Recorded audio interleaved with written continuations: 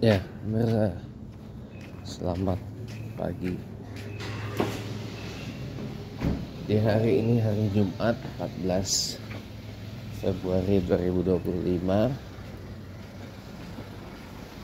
atau 15 Syaban 1446 Hijriah ya. Pertama saya pengen mengucapkan selamat hari kasih sayang ya, Happy Valentine's Day buat semua ya.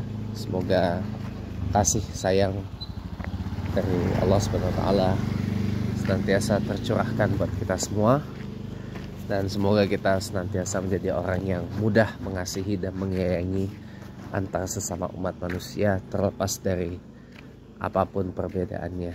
Nah ya,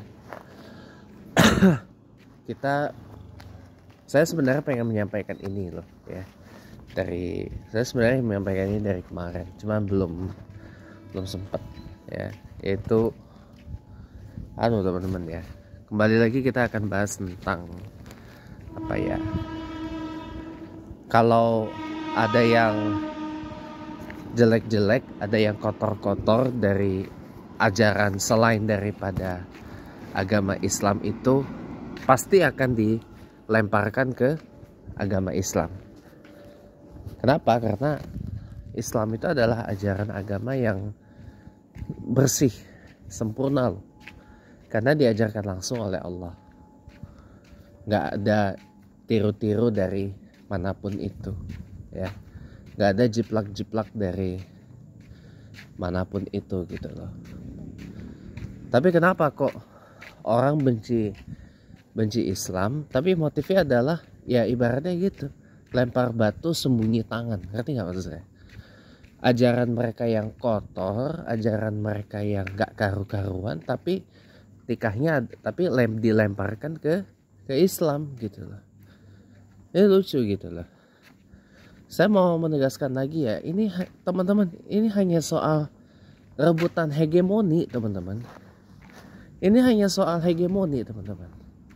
Ini tuh hanya soal politik, soal ekonomi, soal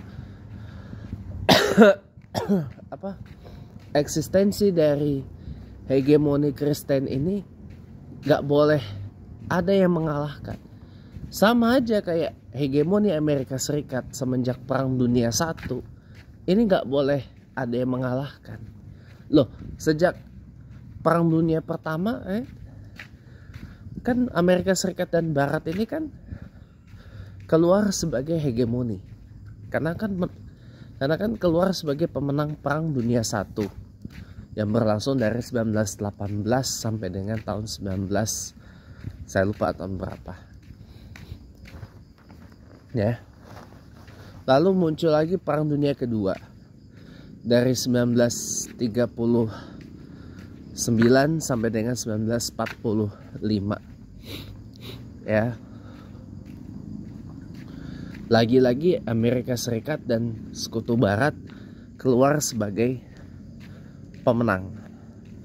Dan ada Perang Dingin yang berlangsung lebih lama, dari tahun 1945 sampai dengan 1991 ya, 46 tahun lamanya. Lagi-lagi yang keluar sebagai pemenang adalah Amerika Serikat dan sekutunya,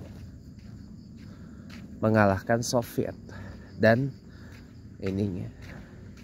Nah sekarang setelah Soviet bubar, Yugoslavia terpecah-pecah, mengalami disintegrasi ya. Keadaan sudah berubah cuy ya.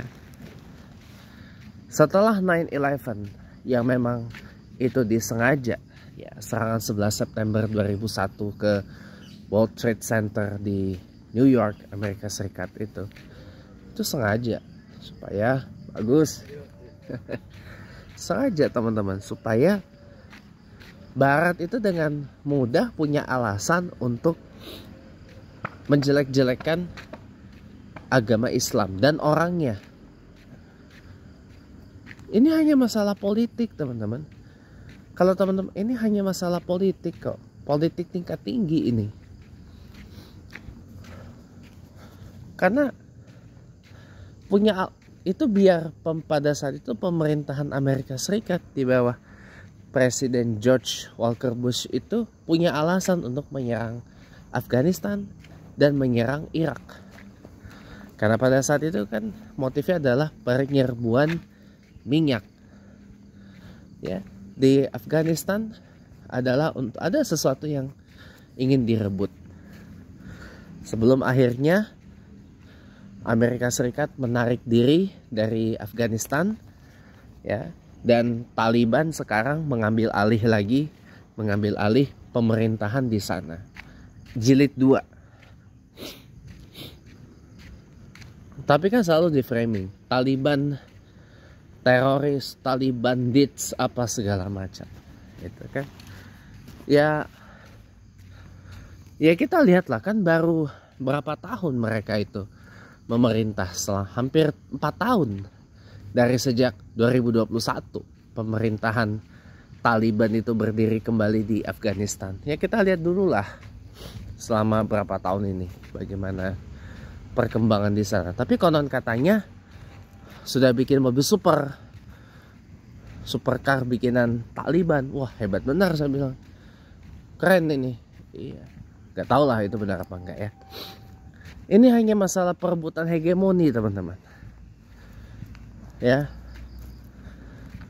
sekarang setelah perang dunia 1, perang dunia 2, perang dingin selesai, ya, dan semua dimenangkan oleh Barat, ya, oleh Amerika Serikat dan Barat, dan terutama senjata mereka adalah agama Kristen, ajaran Kristen tentu saja. Sekarang muncul lagi.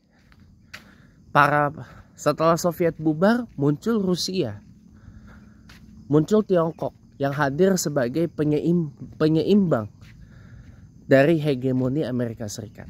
Ya. Nah, muncul pertanyaan kan, tadi saya mau bahas ini yang mau saya bahas ini. Ya, mau sampai kapan dunia itu diatur oleh Barat, gitu loh. Ya selama para pihak yang mencoba mengimbangi hegemoni Barat, menyeimbangi hegemoni Amerika Serikat dan Barat itu tidak bersatu, rasanya sulit untuk membuat dunia itu tidak dianukan oleh Barat, tidak diatur oleh Barat. Sekarang begini, teman-teman ya.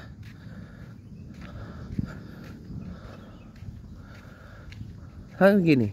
Ini hanya masalah politik, teman-teman. Tapi politik tingkat tinggi, bukan politik tingkat rendahan. Ya. Kenapa Amerika Serikat selalu hobi memperpeloncoi Rusia dan kawan-kawannya? Satu, gini.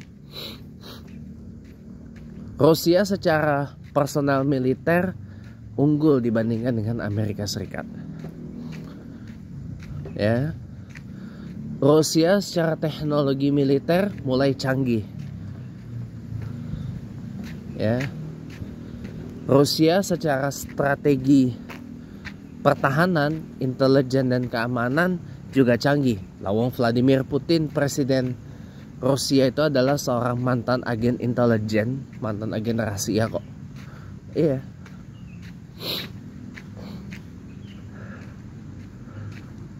Rusia adalah salah satu negara yang punya cadangan sumber daya alam, terutama cadangan migas terbanyak dan terbesar di dunia. Jadi Rusia punya modal yang cukup, ya sebenarnya.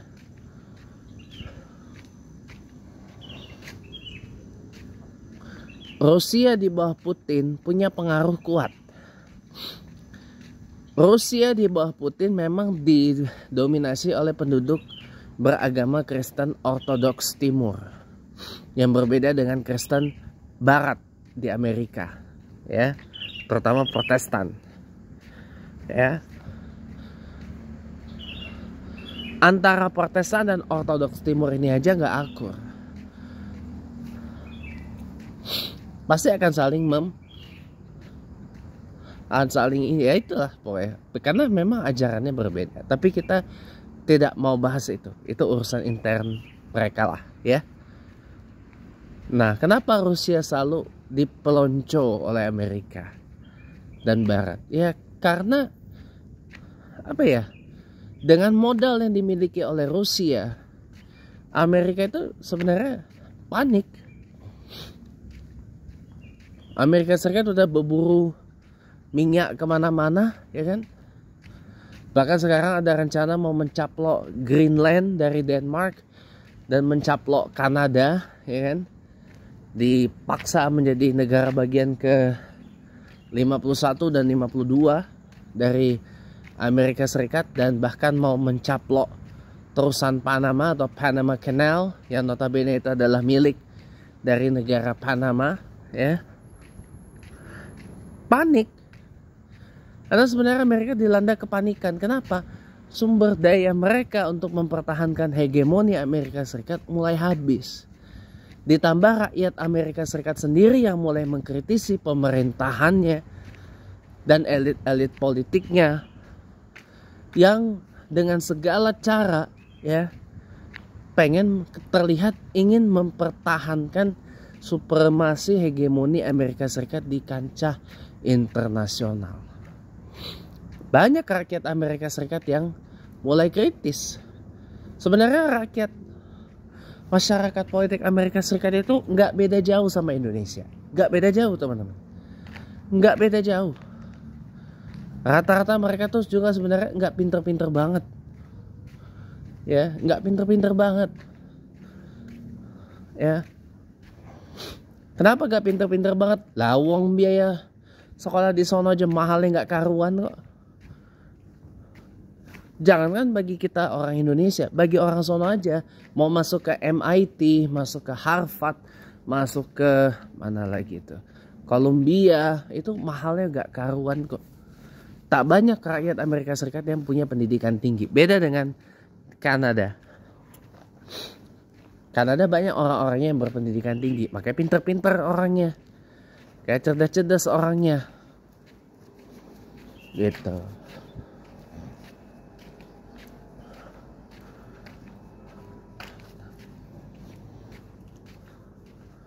Begitu teman-teman, ini harus kawan-kawan tahu.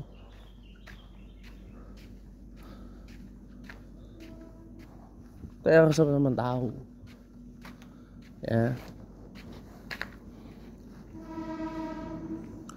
Panik.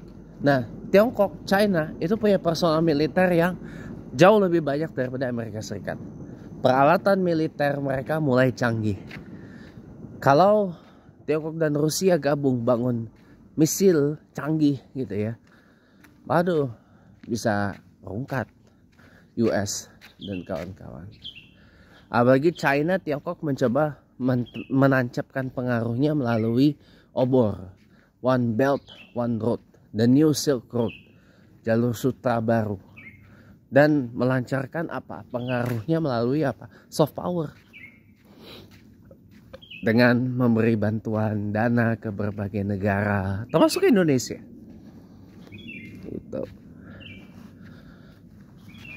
Itu di situ ada tancap pengen menanamkan pengaruh di negara-negara yang diberi aid oleh China, diberi aid oleh Tiongkok. Gitu. Nah, Amerika Serikat takut akan hal itu, karena takut US aid-nya jadi dibubarin. Gitu. Udah berhenti aja lah, nggak usah kasih aid lagi kecuali ke Israel sekutunya, karena ketahuan setiap pemerintahan Amerika Serikat pasti dikontrol oleh Zionis Israel.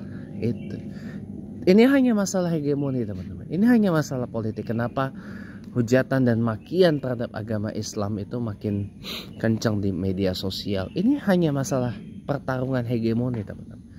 Karena satu, Islam ini pertumbuhan penduduknya cepat banget. Dan yang Kristen tidak kepengen ekstensi mereka sebagai ajaran yang paling banyak dianut oleh masyarakat dunia terkalahkan oleh Islam. Ini hanya masalah hegemoni, teman-teman.